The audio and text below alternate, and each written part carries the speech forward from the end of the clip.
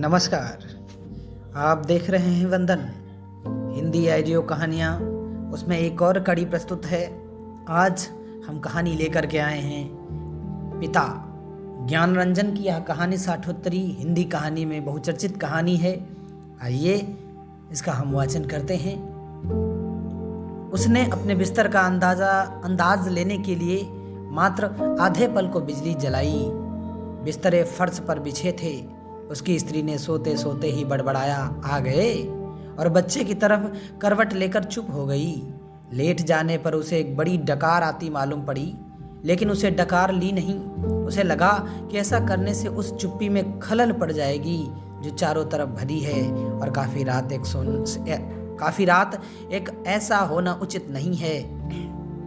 अभी घनश्याम नगर के मकानों के लंबे सिलसिलों के किनारे किनारे सवारी गाड़ी धड़धड़ाती हुई गुजरी। थोड़ी देर तक एक बहुत साफ भागता हुआ शोर होता रहा।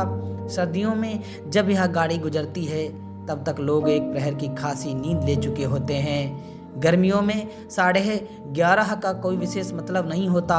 यूं उसके घर में सभी जल्दी सोया करते थे, जल्दी खाया और जल्दी उठा करते थे। आज बेहद गर्मी है। रास्ते भर उसे जितने लोग मिले उन सब ने उससे गर्म और बेचैन कर देने वाले मौसम की बात की। कपड़ों की फजीहत हो गई, बदहवासी, चिपचिपाहट और थकान है। अभी जब सवारी गाड़ी शोर करती हुई गुजरी तो उसे ऐसा नहीं लगा कि नींद लगते लगते टूट गई हो, जैसा जाड़ों में प्रायः लगता है, बल्कि यूँ लगा कि अब अगर सोने की चेष्टा शुरू नहीं की गई तो सचमुच देर हो जाएगी। उसने जमाई ली। पंखे की हवा बहुत गर्म थी और वह पुराना होने की वजह से चिढ़ाती सी आवाज़ भी कर रहा है। उसको लगा कि दूसरे कमरों में भी लोग शायद उसकी तरह जमाइयाँ ले रहे होंगे, लेकिन दूसरे कमरों के पंखे पुराने नहीं हैं। उसने सोचना बंद करके अन्य कमरों की आहट लेनी चाहिए। उसे कोई बहुत मासूम सी ध्वनि भी 1-1.5 मिनट तक नहीं सुनाई दी, जो सन्नाटे में काफ़ी तेज होकर आ सकती हो। तभी पिता की चारपाई बाहर चरमराई। वह किसी आहट से उठे होंगे। उन्होंने डांट कर उस बिल्ली का रोना चुप कराया जो शुरू हो गया था। बिल्ली थोड़ी देर चुप रहकर फिर रोने लगी। अब पिता ने डंडे को गच पर कई बार पटका और उस दिशा की तरफ खदेड़ने वाले ढंग से दौड़े जिधर से रोना आ रहा था। फिर हट हट चिल्लाए। वह जब घूम फिरकर लौट रहा था तो पिता अपना बिस्तर बाहर लगाकर बैठे थे। कनखी से उन्होंने अपने गंजी से पीठ का पसीना रगड़ते हुए देखा और बचता हुआ वह घर के अंदर दाखिल हो गया। उसे लगा कि पिता को गर्मी की वजह से नींद नहीं आ रही है, लेकिन उसे इस स्थिति से रोष हुआ। सब लोग पिता से अंदर पंखे के नीचे सोने के लिए कहा करते हैं, पर वह जरा भी नहीं सुनते। हमें क्या, भोगें कष्ट। कुछ देर पड़े रहने के बाद वह उठा और उसने उत्सुकतावश खिड़की से बाहर झांका। सड़क की बत्ती छाती पर है। गर्मियों में यह बेहद अखर जाता है। पिता ने कई बार करवटें बदली, फिर शायद चैन की उम्मीद में पाटी पर बैठ पंखा झलने लगे। पंखे की डंडी से पीठ का वह हिस्सा खुजाते हैं जहां हाथ की उंगलियां दिक्कत से पहुंचती हैं। आकाश और दरख्तों की तरफ देखते हैं। रिलीफ पाने की किसी बहुत हल्की उम्मीद में शिकायत उगलते हैं। बड़ी भयंकर गर्मी है, एक पत्ता भी नहीं डोलता। उसका वह वाक्य जो नितांत व्यर्थ है, अभी अभी बीते क्षण में डूब गया। गर्मी बरकरार है और रहेगी, क्योंकि यह जाड़े बरसात का मौसम नहीं है। पिता उठकर घूमने लगते हैं। 1 या 2 बार घर का चक्कर चौकीदारों की तरह हो ह करते हुए लगाते हैं, ताकि कोई सेध वेंध न लगा सके। लौटकर थके स्वर में ही ईश्वर कहते हुए उंगली से माथे का पसीना काटकर जमीन पर चुहाने लगते हैं। बड़ा गजब है। कमरे की एक दीवार से टिककर बैठ जाने पर वह काफ़ी तनाव से सोचने लगा। अंदर कमरों में पंखों के नीचे घर के सभी दूसरे लोग आराम से पसरे हैं। इस साल जो नया पेडेस्टल खरीदा गया है वह आंगन में दादी अम्मा के लिए लगता है। बिजली का मीटर तेज चल रहा होगा, पैसे खर्च हो रहे हैं, लेकिन पिता की रात कष्ट में ही है। लेकिन गजब यह नहीं है, गजब तो पिता की जिद है। वह दूसरे का आग्रह अनुरोध माने तब ना। पता नहीं क्यों पिता जीवन की अनिवार्य सुविधाओं से भी चिढ़ते हैं। वह झल्लाने लगा। चौक से आते वक्त 4 आने की जगह 3 आने और 3 आने में तैयार होने पर 2 आने में चलने वाले रिक्शे के लिए पिता घंटे घंटे खड़े रहेंगे, धीरे धीरे सबके लिए सुविधाएं जुटाते रहेंगे, लेकिन खुद उसमें कम से कम या नहीं शामिल होंगे। पहले लोग उनकी काफ़ी चिरौरी किया करते थे, अब लोग हार गए हैं, जानने लगे हैं कि पिता के आगे किसी की चलेगी नहीं। आज तक किसी ने पिता को वाश बेसिन में मुंह हाथ धोते नहीं देखा। बाहर आकर बगिया वाले नल पर ही कुल्ला दातून करते हैं। दादा भाई ने अपनी पहली तनख्वाह से गुसल खाने में बड़े उत्साह के साथ खूबसूरत सावर लगाया, लेकिन पिता को अरसे से हम बस आंगन में धोती को लंगोट की तरह बांधकर तेल चुपड़े बदन पर बाल्टी बाल्टी पानी डालते देखते आ रहे हैं। खुले में स्नान करेंगे, जनेऊ से छाती और पीठ का मैल काटेंगे। शुरू में दादा भाई ने सोचा पिता उसके द्वारा सावर लगवाने से बहुत खुश होंगे और उन्हें नई चीज का उत्साह होगा। पिता ने जब कोई उत्साह प्रकट न किया तो दादा भाई मन ही मन काफी निराश हो गए। एक बार उन्होंने हिम्मत करके कहा भी, आप अंदर आराम से क्यों नहीं नहाते? पिता आसानी से उसे टाल गए। लड़कों द्वारा बाजार से लाई बिस्किटें, महंगे फल पिता कुछ भी नहीं लेते, कभी लेते भी हैं तो बहुत नाक भौं सिकोड़ कर। उसके बेस्वाद होने की बात पर शुरू में ही जोर दे देते हुए अपनी अमावट गजक और दाल रोटी के अलावा दूसरों द्वारा लाई चीज़ों की श्रेष्ठता से वह कभी प्रभावित नहीं होते। वह अपना हाथ पांव जानते हैं, अपना अर्जन, और उसी में उन्हें संतोष है। वे पुत्र जो पिता के लिए कुल्लू का सेब मंगाते और दिल्ली एम्पोरियम से बढ़िया धोतियां मंगाकर उन्हें पहनाने का उत्सुक रखते थे, अब तेजी से पिता विरोधी होते जा रहे हैं। सुखी बच्चे भी अब गाहे बगाहे मुंह खोलते हैं और क्रोध उगल देते हैं। लद लद बाहर आम के 2 सीकरों के लगभग एक साथ गिरने की आवाज आई। वह जानता है पिता आवाज से स्थान साधने की कोशिश करेंगे। टटोलते टटोलते अंधेरे में आम खोजेंगे और एक खाली गमले में इकट्ठा करते जाएंगे। शायद ही रात में 1-2 आम उनसे चूक जाते हैं, ढूंढने पर नहीं मिलते, जिनको सुबह पा जाने के संबंध में उन्हें रात भर संदेह होता रहेगा। दीवार से काफ़ी देर तक ही एक ही तरह टिके रहने से उसकी पीठ दुखने लगी थी। नीचे रीढ़ के कमर वाले हिस्से में रक्त की चेतना बहुत कम हो गई। उसने मुद्रा बदली। बाहर पिता ने फाटक खोलकर सड़क पर लड़ते चिचियाते कुत्तों को हड़काया। उसे यहाँ खींच हुई। कई बार कहा, मोहल्ले में हम लोगों का सम्मान है, भले लोग आया जाया करते हैं, आपको अंदर सोना चाहिए, ढंग के कपड़े पहनने चाहिए, और चौकीदारों की तरह रात को पहरा देना बहुत ही भद्दा लगता है। लेकिन पिता की अड़ में कभी कोई झोल नहीं आता।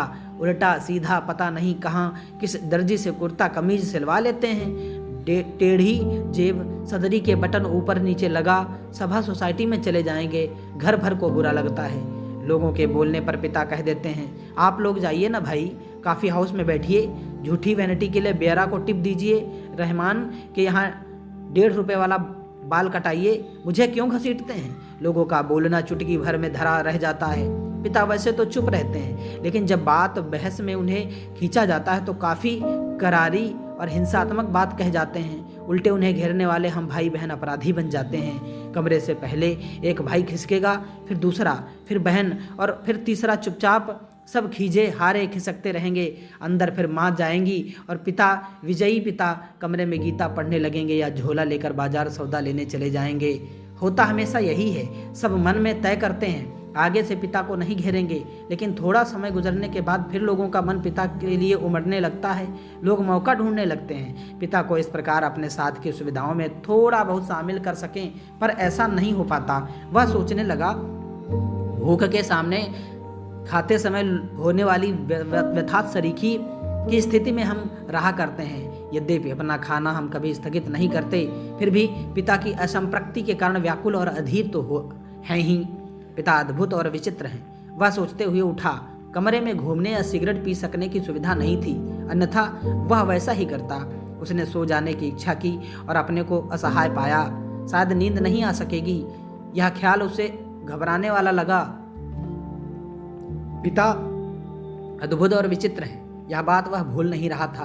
पिछले जाड़ों में वह अपने लोभ को कुचलकर बमुश्किल एक कोट का बेहतरीन कपड़ा पिता के लिए लाया। पहले तो वह उसे लेने को तैयार नहीं हुए, लेकिन माँ के काफ़ी घुड़कने फुड़कने से राजी हो गए और खुल्लाबाद के किसी लपटू दर्जी के यहाँ सिलाने चल दिए। सुधीर ने कहा, कपड़ा कीमती है, चलिए एक अच्छी जगह मैं आपका नाप दिलवा दूँ, वह ठीक सिएगा, मेरा परिचित भी है।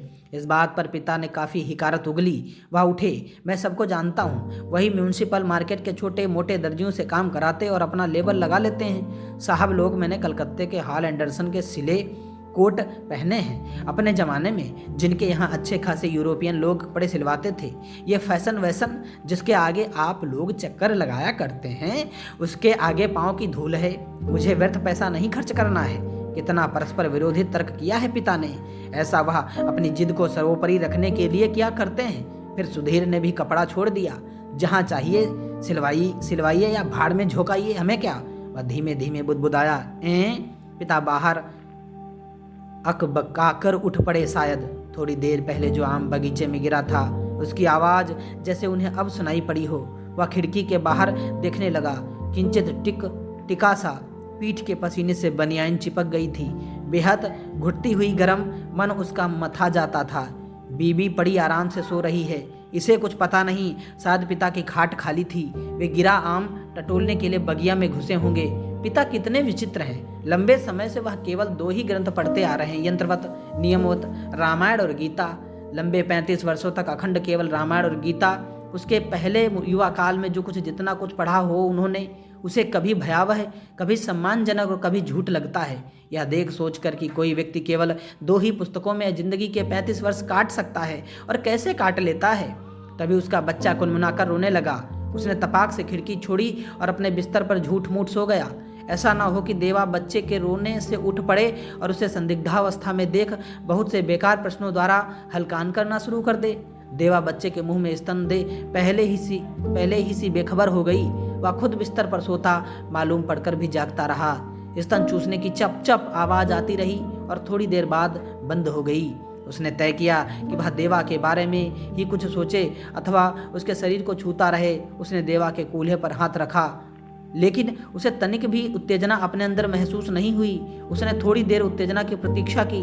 अपनी इस हरकत से उसे ऊब होने लगी और मन भी लांछित करने लगा। बाहर पिता सोया जाग रहे हैं, जैसा भी हो वह बड़े जबरदस्त हैं। इस समय बाहर रहकर बाहरी होते जा रहे हैं। घर के अंदरूनी हिस्सों में लोग आराम से या कम आराम से किसी तरह सो तो गए ही होंगे। वह विषादग्रस्त हुआ और अनुभव करने लगा, हमारे समाज में बड़े बूढ़े लोग जैसे बहू बेटियों के निजी जीवन की स्वच्छंद रहने देने के लिए अपना अधिकांश समय बाहर व्यतीत किया करते हैं। क्या पिता ने भी वैसा ही करना तो नहीं शुरू कर दिया? उसने पिता के बूढ़ेपन का ख्याल करके सिरहन हुई। फिर उसने दृढ़ता से सोचा, पिता भी बूढ़े नहीं हुए हैं, उन्हें प्रतिक्षण हमारे साथ साथ जीवित रहना चाहिए। भरकस पुरानी जीवन व्यवस्था कितनी कठोर थी। उसके मस्तिष्क में एक भिचाव आ गया। विषाद सर्वोपरि था। उसे आंखों में हल्का जल लगने लगा। अगर कोई शीत युद्ध न होता पिता और पुत्रों के बीच, तो वह उन्हें जबरन पंखे के नीचे लाकर सुला देता। लेकिन उसे लगा कि उसका युवापन एक प्रतिष्ठा की जिद कहीं चुराए बैठा है। वह इस प्रतिष्ठा के आगे कभी बहुत मजबूर, कभी कमजोर हो जाता है और उसे भुगत भी रहा है। दरअसल उसका जी अक्सर चिल्ला उठने को हुआ है, पिता तुम हमारा निषेध करते हो, तुम ढोंगी हो, अहंकारी वज्र अहंकारी। लेकिन वह कभी चिल्लाया नहीं। उसका चिल्ला सकना मुमकिन भी नहीं था। वह अनुभव करता था उसके सामने जिंदगी पड़ी है और पिता पर इस तरह चिल्लाने में उसका नुकसान हो सकता है। उसको लगा पिता लगातार विजयी हैं, कठोर है, तो क्या उन्होंने पुत्रों के सामने अपने को कभी पसारा नहीं?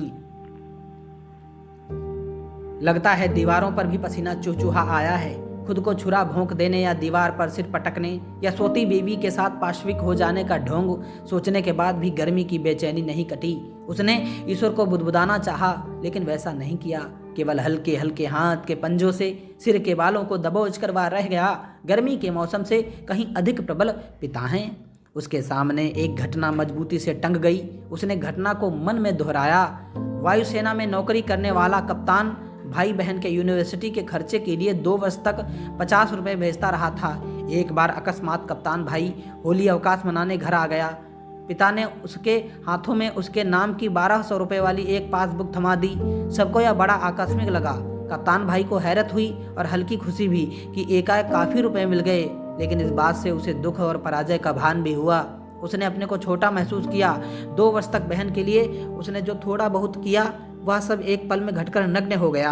फिर भी वह अनुभव कर रहा था, कप्तान भाई ज़्यादा सोचते नहीं, खिलाड़ी तबीयत के हैं, यान की तरह चुटकी में धरती छोड़ देते हैं। कितने मस्त हैं कप्तान भाई। उसे लगा पिता एक बुलंद भीमकाय दरवाजे की तरह खड़े हैं, जिससे टकरा टकरा कर हम सब निसहाय, पिद्दी और दयनीय होते जा रहे हैं। इस घटना को याद करके और पिता के प्रति खिन्न हो जाने पर भी उसने चाहा कि वह खिड़की से पिता को अंदर आकर सो रहने के लिए आग्रह पूर्वक कहे, लेकिन वह ऐसा नहीं कर सका। वह असंतोष और सहानुभूति दोनों के बीच असंतुलित भटकता रहा। न लोकोसेड से उठती इंजनों की सटिंग ध्वनि, न कंक्रीट की ग्रैंड ट्रक पर से होकर आती धोमनगंज की ओर इक्के दुक्के लौटते इक्कों के घोड़ों की टाप, न झगड़ते कुत्तों की भौंक भांक। बस वही कहीं उल्लू एक गति, एक वजन और विभत्सता में बोल रहा है। रात्रि में शहर का आभास कुछ पलों के लिए मर सा गया है। उसको उम्मीद हुई कि किसी भी समय दूर या पास से कोई आवाज़ अकस्मात उठ आएगी, घड़ी टंटना जाएगी या किसी दौड़ती हुई ट्रक का तेज लंबा हार्न बज उठेगा और शहर का मरा हुआ आभास पुनः जीवित हो जाएगा। पूरा शहर कभी नहीं सोता या मरता। बहुत से सोते हुए जान पड़ते वाले भी संक्षिप्त ध्वनियों के साथ या लगभग ध्वनिहीनता के बीच जगे होते हैं। रात काफ़ी बीत चुकी है और इस समय यह सब सोचना सिवाय सोने के कितना निरर्थक है।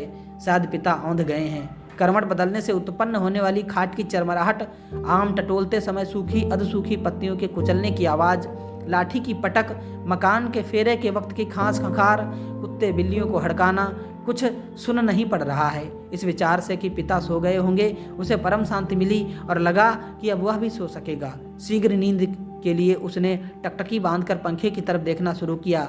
गर्म हवा के बावजूद दिन भर की व्यर्थ थकान और सोच विचार से पस्त हो जाने की वजह से वह नींद में चित्त हो गया। थोड़े समय उपरांत वह एकाएक उचक कर उठ बैठा। उसने चारों तरफ कुछ देख पाने के लिए कुछ क्षणों तक गड़े हुए अंधेरे को घूरा। हुआ यह कि उसे शरीर में एकाएक बहुत गर्मी सी लगी थी और अजीब सा सराहट हुई। शायद पसीने से भीगी टांगें पत्नी के बदन से छू गई थीं। मुंह में बुरा सा स्वाद भर आया था। किसी बुरी बीमारी के कारण अक्सर ऐसा हो आया करता है। उठकर उसने 2-3 कुल्ले किए और ढेर सारा ठंडा पानी पिया। इतना सब कुछ वह अधनींद में ही करता रहा। आंगन से पानी पीकर लौटते समय उसे इत्मीनान के लिए खिड़की के बाहर देखा। अब तक नींद जो थोड़ी बहुत थी काफूर हो गई। पिता सो नहीं गए हैं अथवा कुछ सोकर पुनः जगे हुए हैं, पता नहीं। अभी उन्होंने हे राम तू ही सहारा है कहकर जमाई ली है। ऐसा उन्होंने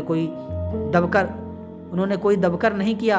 रात के लिहाज से काफ़ी शोर उठाते कहा है। शायद उन्हें इत्मीनान है कि घर में सभी लोग निश्चित रूप से सो रहे हैं। पिता ने अपना बिस्तर गोल मोड़ कर खाट के एक सिरे पर कर लिया है और वह सुराही से प्याले में पानी ले लेकर अपनी खटिया के बांध तर कर रहे हैं। सुराही से खाट तक और खाट से सुराही तक बार बार आते जाते हैं। बहुत बार ऐसा करने पर खाट का बांध तर हुआ है।